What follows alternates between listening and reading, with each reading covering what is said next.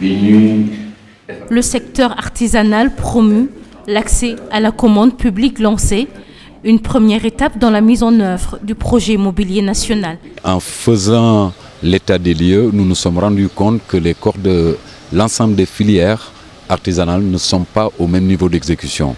Quand je prends l'exemple de la couture-confection, nous nous sommes rendus compte que la création et la confection de tenues militaires et civiles atteint environ 65% de la commande publique.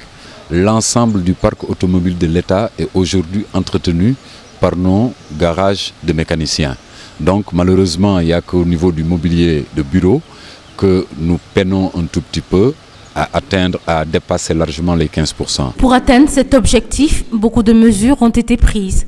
Une discrimination positive, une innovation selon le représentant des artisans. Nous sommes anciens, mais dans l'histoire politique de l'artisanat sénégalais, c'est la première fois que nous tenons ce genre d'atelier. Je suis métallurgiste et c'est une innovation majeure. Mais tous les artisans ne sont pas au courant. Pour la première fois, nous participons au marché public et c'est dans le code des marchés publics. À nous d'impliquer tous les artisans si la Chambre des métiers ne le fait pas.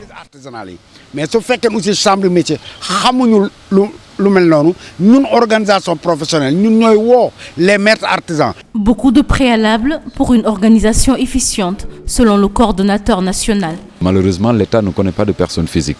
Donc ils ont tout intérêt à s'organiser de façon communautaire pour pouvoir accéder beaucoup plus facilement à la commande publique. Je crois qu'il y a des préalables en termes d'organisation, en termes de renforcement de capacité, pour que nos menuisiers bois puissent être beaucoup plus compétitifs. Et là, je crois que l'un des objectifs de cette coordination au niveau du ministère de l'Artisanat, en charge de l'artisanat, c'est de mettre en place des mesures d'accompagnement. Dans les perspectives de l'année 2016, le projet prévoit même l'organisation d'un concours de mobilier national.